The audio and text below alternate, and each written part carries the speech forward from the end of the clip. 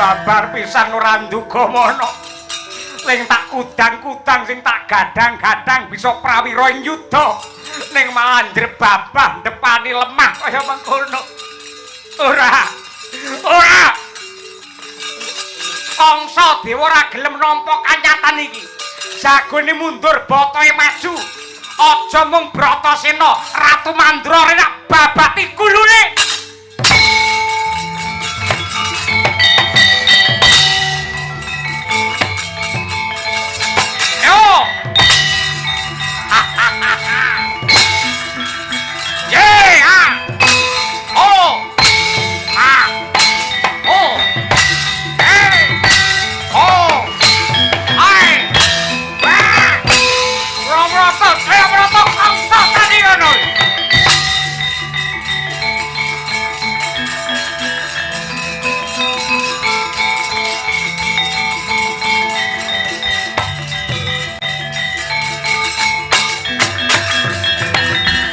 Kake raupa banyu sing bening. Sawangen iki wong tuamu Prabu Basudewa. Elinga Kangsa. Yen antarane keluarga Mandura geger dhewe kawula sing dadi korban kakean tangan.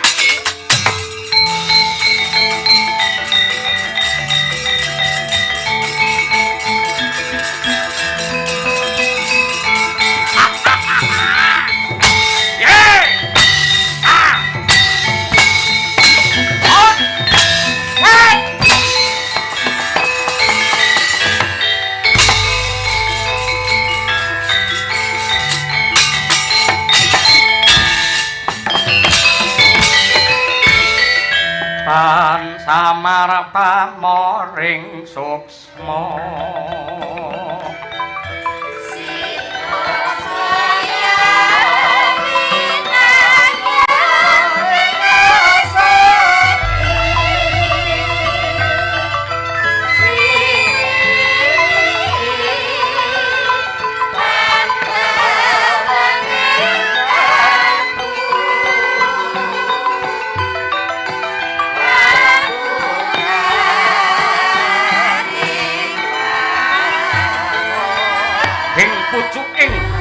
Jaladara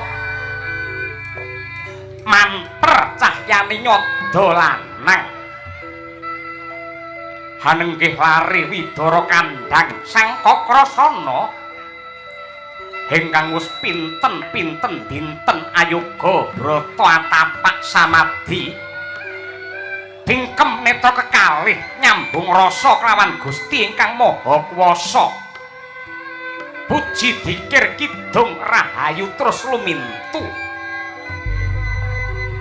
Ciptaning griya taunana windanana datan jugar nggenya semedi. Lamun dereng pikantuk wenganing nugraha kojab. Ana swara kumrusak gumarder. Niup saking gegana anenggih prapane sang pengawak coba.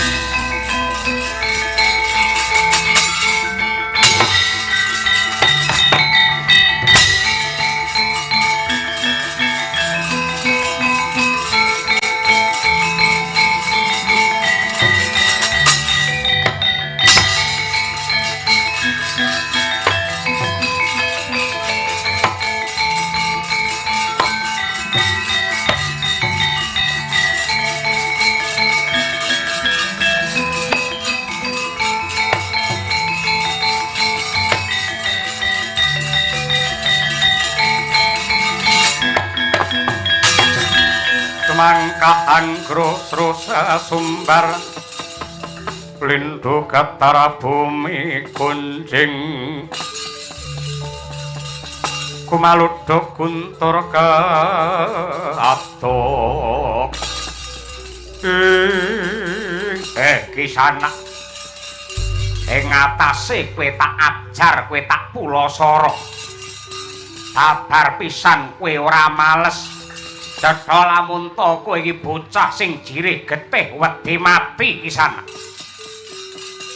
kleru ingkang dadi pandhapamu anggonku yoga brata semedyana pucuking gunung Jaladara mung bakal anyadang-anyadong nugrahane pangeran babar pisan ora ana ceceking rasa aku golek mungsuh merga tumrape Kakrasana ngalahke makhluk liya kuwi luwih gampang tinimbang ngalahke karo nepsune dhewe. Oh, kowe golek kanugrahan, kowe bakal golek wujute nugrahaning dewa. Kowe pengen dadi wong sugih, kowe kepengin dadi wong sing duwe kelungguhan. Yen kowe dadi wong sing duwe kelungguhan mung bakal tumindak sagelemu dhewe. Njejekne marang sing menceng, tan wurung ngomong bakal ngorak-arik marang jejeke ngadilan bebener. Wis dadi sumpahe Kakrasana. Lamun ta uripku ora piguna tumrape bebrayan agung luwih becik tak entengke patiku wah muga kasembadan Raden.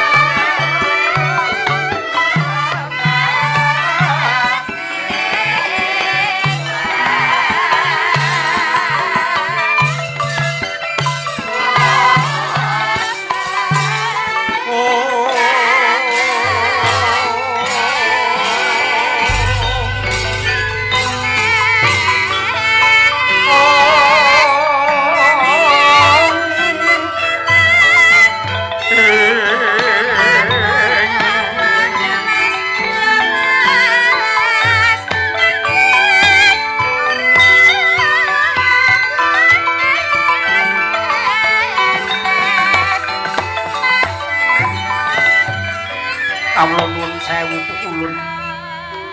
Menawi mboten sisip ingkang dados pamawas kula paduka.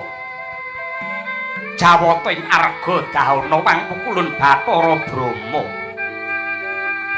Sarawuh paduka wonten ing Gunung Jaladara, kula ngaturaken sembah pangabekti tandha pengaji-aji mawan tuwa kunjuk Pukulun. Astungkara sidam sekaring bawana langgeng. Iya. Kakrasana wis ulung tampa gawe bombonging rasa pangestulun bae tumrap lawan jeneng kita. Kawula nun inggih Gurawalan anggen kula mundi mugi andadosaken jimating gesang kula. Purhanana nggir. Wa ing kasutapan anggenmu memper marang hardane hawa nafsu. Tapa bratana pucuking Gunung Jaladara satemah jeneng sira antuk wujute nugraha ingkang yektine kewan loro kuwi mau dumadi saka pusaka kadewatan ingkang pepethingan ya kuwi senjata Kyai Nenggala tuwin Alugara tetep manunggal tetunggalan kelawan jeneng kita dadi piranti anggenmu mbrasta angkara murka Kakrasana.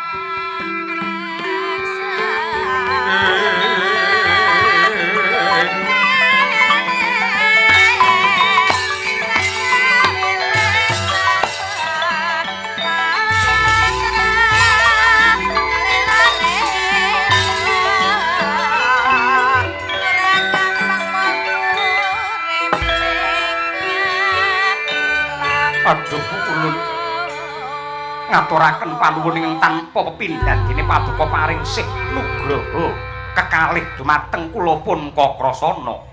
Ya nggih nanging nadyan kaya ngapa lan kepiye jeneng kita mono kadhapuk mongko dadi kawula Mandura. Mongko kawula ingkang becik kuwi aja pisan-pisan nakokake negara wis menehi apa karo aku nanging kudu diwalik aku wis nate labuh apa kelawan negaraku. Mongko ripalungguhan iki wis cetha pratela lamun ta negara Mandura sajroning bebaya merga hambak angkara murka ingkang ditindakake dening Adipati ing Sengkapura ya kuwi Baswara Kangsa. Negaramu lagi ketaman pepeteng. Muga-muga Kakrasana sing bisa weh pepadang tumrapi Mandura kulub. Sigra bala kang tumingal acampuk samya medali lir tapit wilating kota. Kahyang kung mangun sang niti.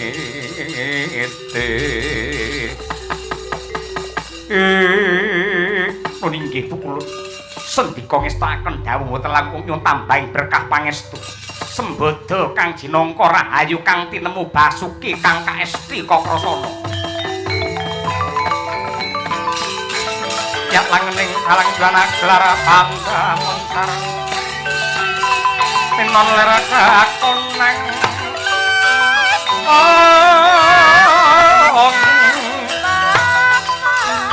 Surempara sepan padang kesor lan padaring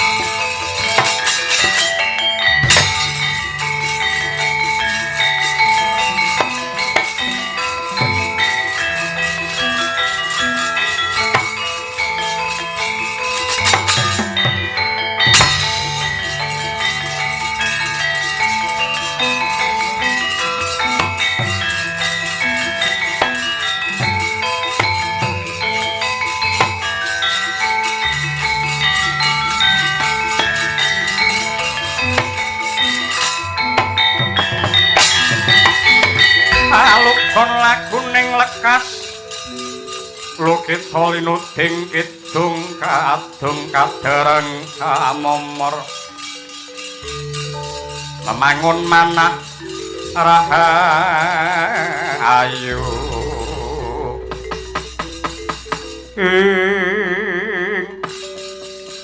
ndak sawang iki Bratajaya Narayana apa dene Kakang Udawa ya Kakang Kakrasana anane aku nganti munggah ana ngereng-ngerenging Gunung Jaladara merga Widara Kandhang ketekan wong murang tata golonganing buta kongkonane Kangsa Dewa ing bakal ngobak-obak banyu bening mula ripalungguhan iki Widara Kandhang ora tentrem Kakang sing ora tentrem ora mung Widara Kandhang nanging malimbar sak jagat Mandura ripalungguhan iki lagi tintrip mula ndak rewangipun Kakang Tapa Bratana pucuking Gunung Jaladara pamrih gayuh kanugrahaning Gusti lan antuk panjurungi kadang-kadangku kabeh pun Kakang wis gegem wujude sifat kandel minangka piandel ya kuwi senjata nenggala klawan Alugara menawi mekaten tanpa benten kaliyan ingkang rayi kula pun Narayana Kakang pangestunipun Kakang Kakrasana kula sampun minggah wonten ing Gunung Untarayana lan ngaup pepadanipun guru kula nenggih Resi Padmanaba satemah pinaringan kanugrahan senjata cakra kembang Wijaya Kusuma kaliyan panah Kyai Kesawa lan ndak jaluk kanthi banget Kakrasana kelawan Narayana kang wis antuk pusaka pepethingan ki aja mung kanggo ngungalake dada ngungasake diri nanging kudu bisa piguna tumrape bebrayan agung wis cetha pratela Mandura riparungguhan iki yobak-obak kahanane dene wong angkara murka ya kuwi Baswara Kamsa yen nganti kowe mung mangku tangan mung meneng wae gunane apa kowe kabeh do entuk ngilmu lan uga senjata pepethingan kaya ngene Ratu Manja mungguh bebrayan aku budal ning alun-alun negara Mandura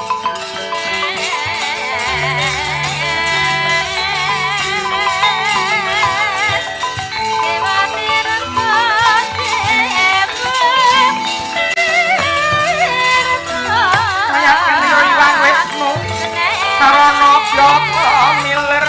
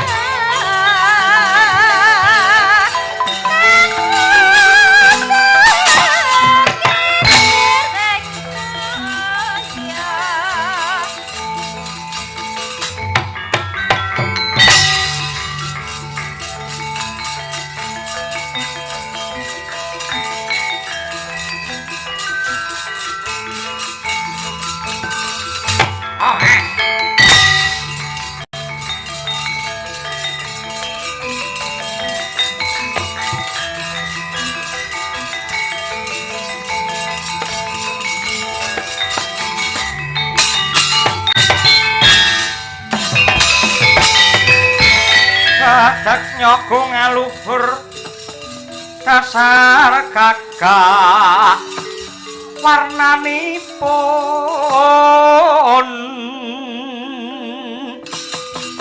Kanjeng Sri Narapati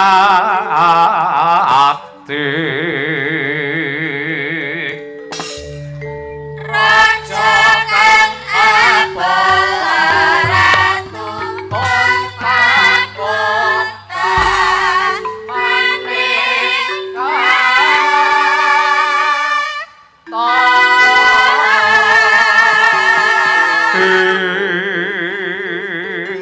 Paman Ugrasena kawula nuwun wonten timbalan ingkang ngadhawu anak Angger Baswara Kangsa pripun kabare nalika Sabtu hari ing sampun kepengker kula sowan wonten ngarsanipun Kanjeng Rama Prabu Basudewa ing Kraton Mandura kula nyuwun dipun wontenaken srana kangge nglipur dhumateng para warga ing Mandura kanthi cara anggelar adu jago. Nanging ingkang dipundu sanes jago bopongan ning jago bombongan dudu ayam lumrah ning jama menungsa mapan wonten ing alun-alun kutha Goro Mandura ripalungguhan menika. Sampun siaga ing diri sawega ing gati jago kula saking Sengkapura menika Paman Patih Surati Mantra. Pundi jago sampean? Inggih nggih.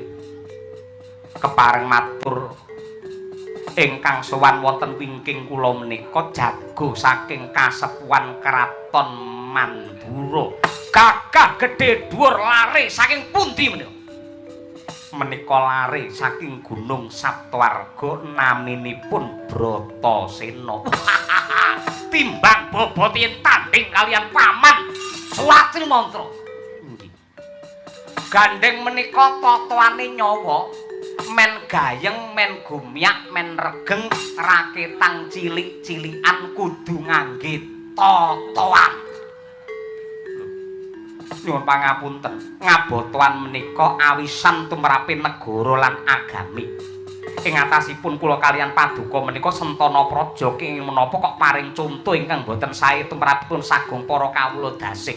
Menika namung kinarya srana panglipur merga totoane nyawa. Totoane wiwit saka sing cilik-cilikan sak yuta. Inggih menawi setunggal yuta kemawon kula nderek. Bagus. Mosok adine ratu, anake ratu totoan kok mung sak yuta, diunggahke 10 yuta. Dereng napa-napa kok pun minggah men cucuk karo sing do dadi jago. Inggih menawi sedasa yuta mangke kula tanggel jawab mboten badhe ngrepoti. Redana saking negari Mandura. Bagus. Diunggahke melih 40 yuta. 40 yuta mangke kula tak nggawa gamelan wayang dhewe sak sindene. Mriki mung kari cawis tenda panggung daharan kemawon. Nggih golek pasaran ngoten lho. Menawi sekawan dosa kula nderek wani pantun. Bagus.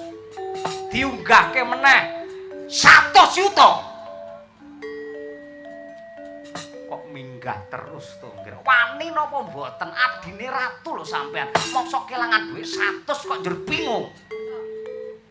Nggih, menawi 100 yuta kula nderek. Nah, rak ngaten. Diunggahke 1 miliar. Piye Bratasena totoane semono akeh. Wani yo. Aja wedi sing kendel. Kendel-kendel piye aku rene nggo dhuwit mung 20. Ngono wae tak wenehake si Eka ki mau. Sing tetep aja ngisin-ngisini aja imbas-imbis. Jagone wani botohe nek rawane nu. Nggih, nderekke mawon, nderekke mawon. 1 triliun. Nderekke mawon. Diunggahke pisan bur manuk. tegesipun Burmanuk menika upaminipun kok jago kula paman Surati mantra ingkang kalah kula masrahaken Kadipaten Sengkapura menawi perlu kula tambahi gulu kula. Ning koso baline kok nganti jago saking kasepuhan Mandura ingkang kawon Rama Prabu Basudewa kudu lunga ngadeg ora kena nggawa bondo tegesipun kraton Mandura dados darbeke Baswara Kangsa. Agyatri sang kapirangmu rinangkul kinempet kempit dosang reknaning bawana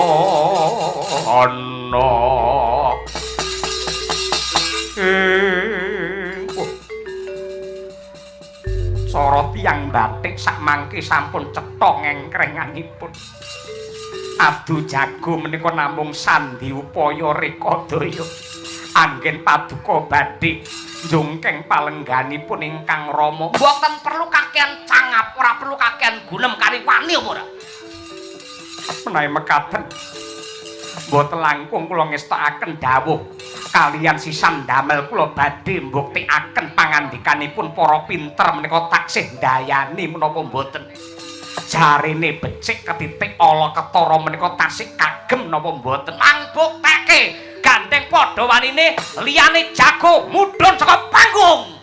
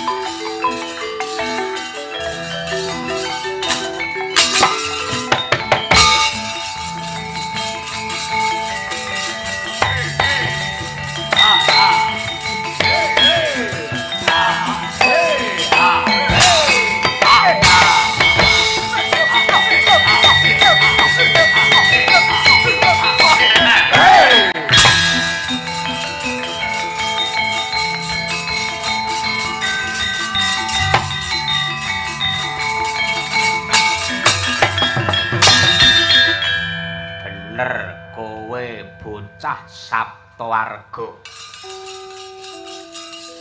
dasar para nyata aku tek lagi krungu iki Sabtawarga ki ngendi Sabtawarga kuwi Cepaga ngulon terus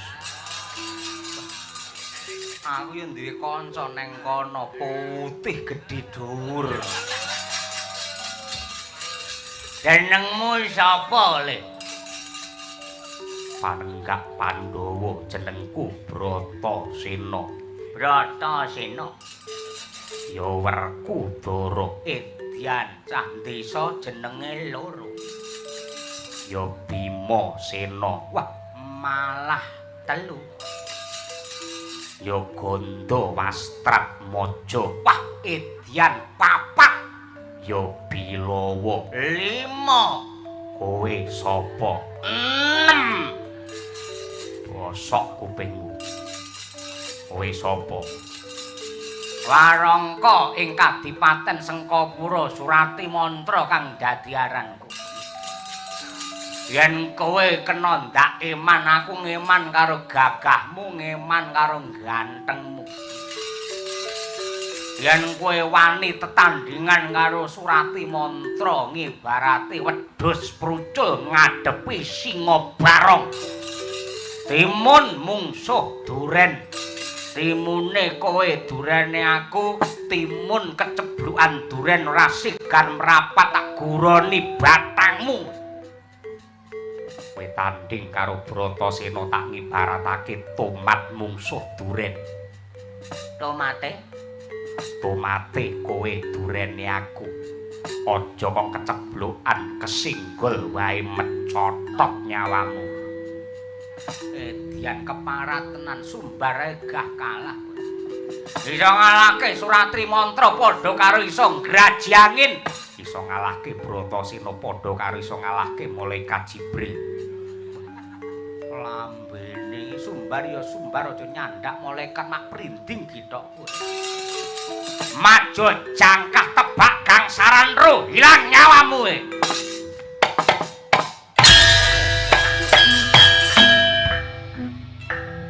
Aduh jagone diwiwiti ya dikeploki disorai.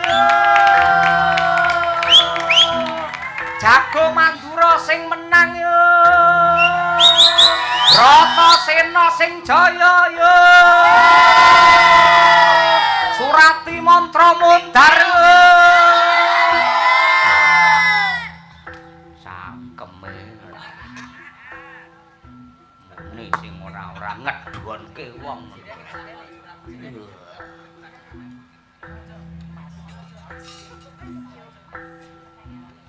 Awas. Oh. Wah. What?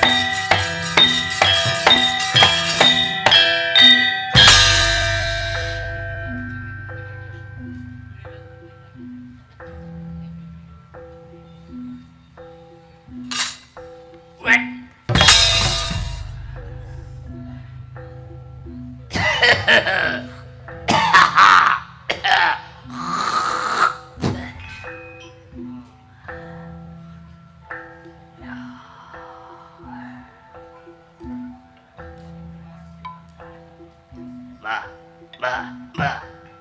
Enten napa Sang Adipati Baswara Kangsa? Sampeyan lak Mbah nggih kula ingkang abdi kula pun Kiai Cekok Taruna. Jeneng sampeyan teh apik. Sae. Tegese napa? Cekok Taruna, cekok niku jamu, taruna niku enom. Tegese jamu kula niku sinden nom-nom ngoten niku. Mari kuwi. Wong ora urus. Panen ngoten niku. Walet boleh, walet enggak boleh karena sosisnya loyo.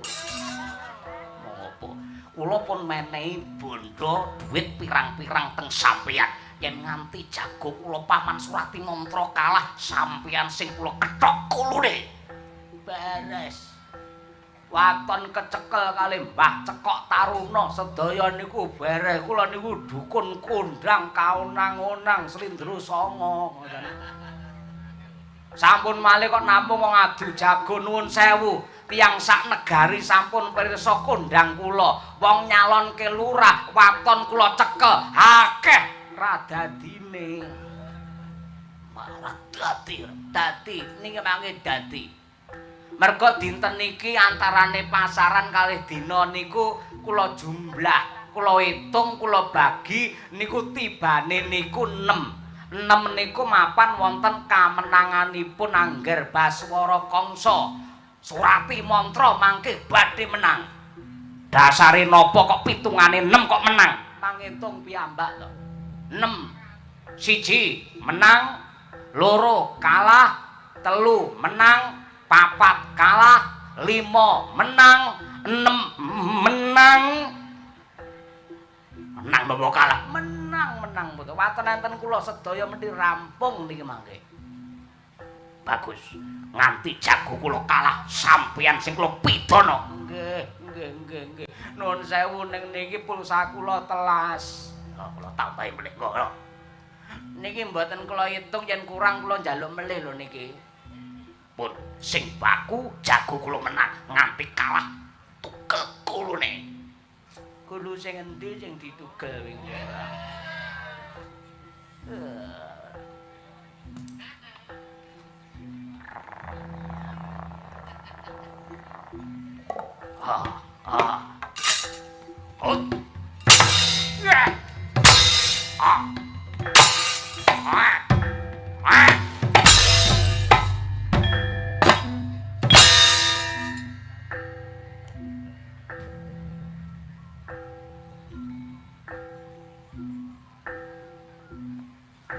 Paling Surati Mantra kalah, perang karo ngantuk kalah. Ngawut ya genah. Kesayang aku neng kene ngantuk piye.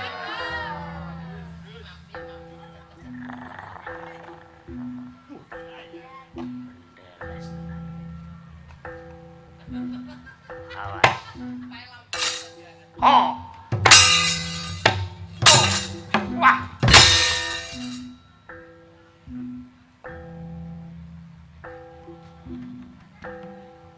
Jebol diadamu.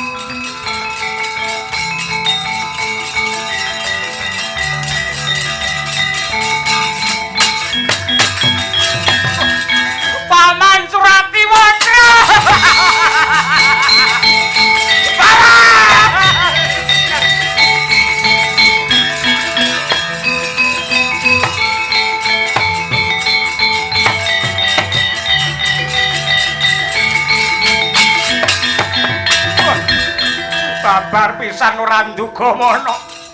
Ling tak kudang-kudang sing tak gadang-gadang bisa prawira ing yuda. Ning malah njrebabah depani lemah kaya mengkono. Ora. Kangsa dewa ora gelem nampa kanyatan iki. jagone mundur botoe maju. Aja mung Bratasena, Ratu Mandra rak babati kulune.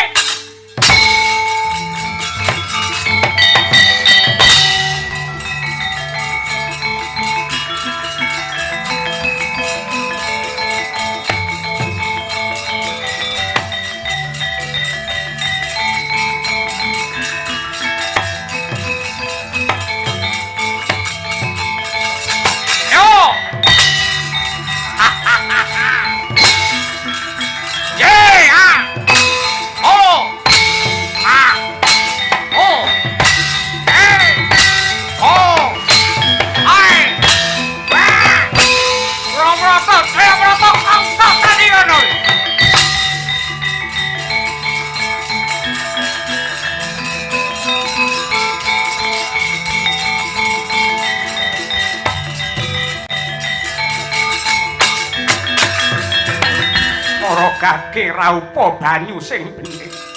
Sawangen iki wong tuamu Prabu Basudewa elinga kangsa yen antarane keluarga Mandura geger dhewe kawula sing dadi korban kakean tangan.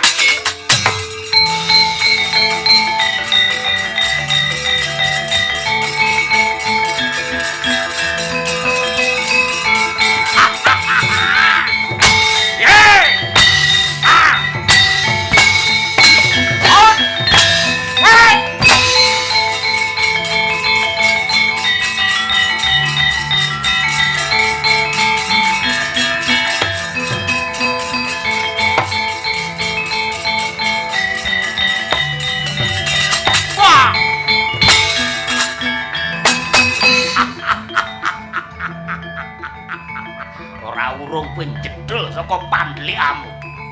Wong gedhe dhuwur kulite bule ora pangkling. Kowe sing cerimpeti sing dadi klilip mungguing netra tumrape kangsa anggene bakal dadi ratu ing Mandura. Aku bisa mukti wibawa Nyakrawati mbau denda lamun ta bisa ngokop getihmu.